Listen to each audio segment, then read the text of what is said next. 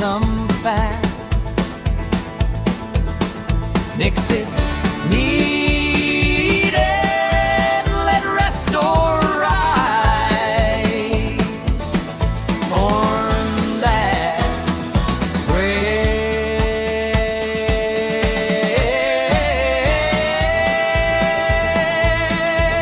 Let's do some bread recipes. Bread recipe project.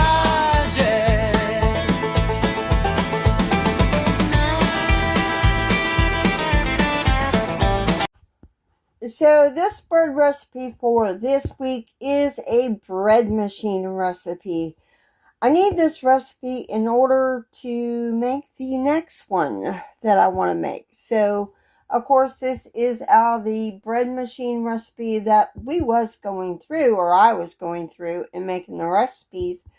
Anyway, I got 7/8 cup of milk plus a tablespoon of milk, and I'm going to add 2 cups of pastry flour. If you don't have bread flour, you can use all-purpose.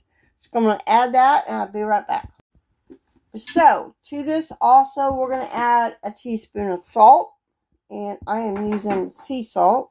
Make sure that all gets in there. I'm going to add 2 tablespoons of brown sugar to that, a teaspoon and a half of cinnamon, and a pinch of ground nutmeg to this.